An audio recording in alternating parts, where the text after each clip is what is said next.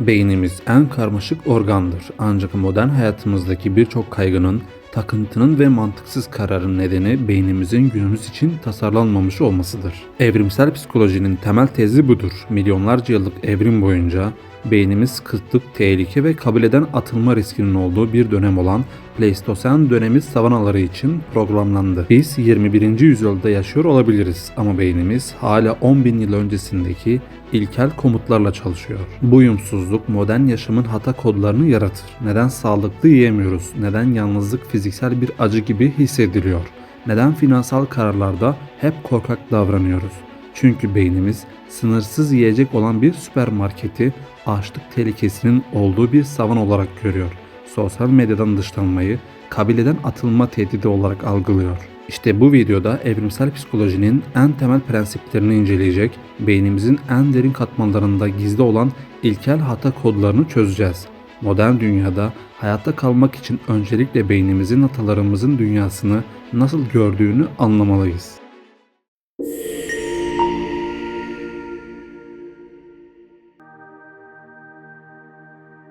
Evrimsel psikoloji zihnimizi adaptasyonların bir koleksiyonu olarak görür. Nasıl ki vücudumuzun böbrekleri suyun dengelenmesine adapte olduysa, zihnimiz de atalarımızın karşılaştığı spesifik problemlere, yani eş bulma, yiyecek avlama, tehlikeden kaçınma gibi problemlere adapte oldu. Bu adaptasyonlar bizim ilkel komutlarımızdır.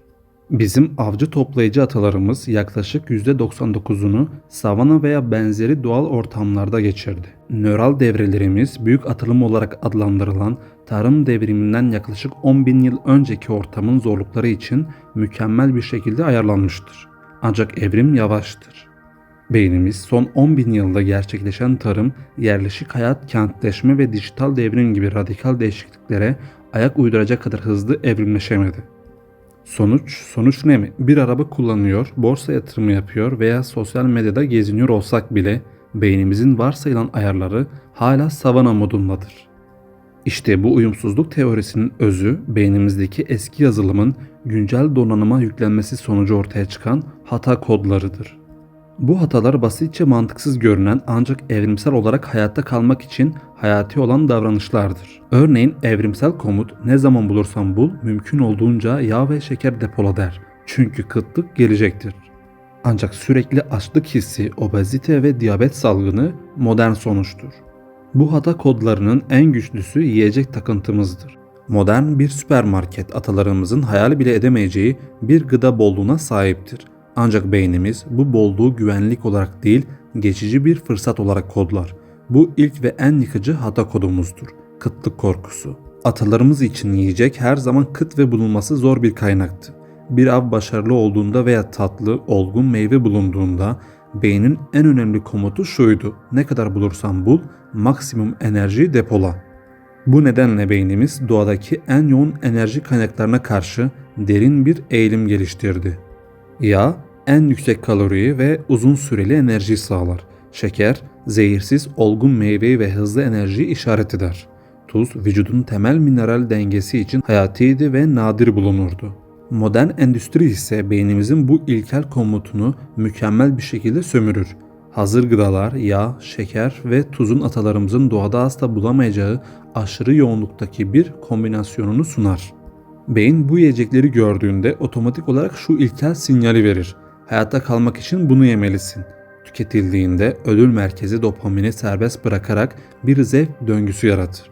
Bu beynimizin 10.000 yıl önceki bir kıtlık mekanizmasını modern bollukta uygulamasıdır. İşte bu ilkel hata kodu modern sağlık krizlerinin temelini oluşturur. Atalarımızın en yağlı yiyecekleri yediğinde bile gün boyu hareket ediyor ve bir sonraki avı ne zaman bulacağını bilmiyordu. Yani denge vardı. Günümüzde ise beynimizin depola komutuna itaat ederken hareketsiz bir yaşam sürüyoruz. Sonuç ne mi? Obezite, tip 2 diyabet ve kalp hastalıkları gibi atalarımızın tanımadığı uyumsuzluk hastalıklarına şahit oluyoruz. Bilinçli olarak sağlıklı beslenmek istememize rağmen başarısız olmamızın nedeni irade gücümüzün milyonlarca yıllık evrimle pekişmiş bu ilkel hayatta kalma moduna karşı savaşmak zorunda olmasıdır. Yiyecek takıntısı fiziksel hayatta kalma komutuydu. Peki ya sosyal hayatta kalma komutu? Mesela fiziksel ağrı vücudumuzun bana zarar veriliyor, hayati bir tehdit var diye bağırmasının yoludur. Peki sosyal dışlanma ve yalnızlık neden bir fiziksel acı gibi hissedilir? Cevap: çünkü evrimsel olarak bu ikisi atalarımız için aynı derecede ölümcüldü. Tahmin ettiğiniz üzere savan ortamında tek başına hayatta kalmak neredeyse imkansızdı. Yiyecek bulma, avlanma ve yırtıcılardan korunma tamamen kabileye veya gruba bağımlıydı. Kabileden atılmak modern bir insanın ölüm cezası olmasıyla eşdeğerdi. İşte bu nedenle beynimiz sosyal kabul ve bağlanmaya karşı olağanüstü bir hassasiyet geliştirdi. Evrim bu hayati bağımlılığı pekiştirmek için iki güçlü araç kullandı. Bunlardan birincisi bağlanma ödülüdür. Sosyal etkileşimde oksitosin ve serotonin gibi nörotransmitterleri salgılayarak iyi hissetmesidir. İkincisi ise dışlanma cezasıdır. Dışlanma veya ayrılık durumunda fiziksel acı sinyallerini aktif etmedir. Nörobilimsel taramalar sosyal dışlanma, örneğin sevilen biri tarafından reddedilme veya bir grup tarafından yok sayılma gibi yaşandığında beyinde fiziksel acı işleyen bölgelerin özellikle anterior cingulate cortex ve insula gibi bölgelerde aktif olduğunu kanıtlamıştır. Başka bir deyişle beynimiz sosyal dışlanmayı sıcak bir cisme dokunmak veya bir yerimizi kesmek gibi fiziksel bir yara olarak kaydeder. Çünkü atalarımız için bu gerçekten de bir yaraydı. Hayatta kalma yeteneğinin azalmasıydı. Bu ilkel hata kodu modern yaşamda kronik anksiyete, sosyal fobi ve yalnızlık salgınına dönüşmüştür. Mesela evrimsel komutta kabilenin seni sevdiğini kanıtlamak için sürekli alarmda ol. Modern sonuç, sosyal medyada aldığınız beğeniler, takipçi sayısı ve yorumlar beyninizin ilkel kısmında kabileden kabul görme sinyali olarak okunur. Olumsuz yorumlar veya az etkileşim ise kabileden atılma tehdidi olarak algılanır. Yani aslında sonsuz bir iletişim akışında bile modern insanlar kabileden atılma korkusu nedeniyle sürekli alarmdadır. Bu durum fiziksel bir tehdit olmamasına rağmen kronik strese ve kendini değersiz hissetme döngüsüne yol açar. Sosyal hayata kalma komutu duygusal ve fiziksel sağlığımızı derinden etkiler. Peki ya risk alma komutu? Modern ekonomide başarılı olmak genellikle hesaplanmış riskler almayı gerektirir. Ancak beynimiz finansal ve kariyer kararlarında bizi sürekli olarak en güvenli ve en temkinli yola zorlar. Bu üçüncü ve en önemli hata kodumuzdur. Kayıptan kaçınma önyargısı. Evrimsel olarak kayıp kazançtan daha önemlidir. Atalarımız için bir avı kaybetmek, kabilenin yerini kaybetmek, hayatta kalma ihtimalini önemli ölçüde azaltırdı. Öte yandan bir kazanç hayatı biraz daha iyi hale getirirdi ama hayatta kalmayı garanti etmezdi. Çünkü beyin bir kaybın acısını aynı büyüklükteki bir kazancın mutluluğundan yaklaşık 2 kat daha yoğun hisseder.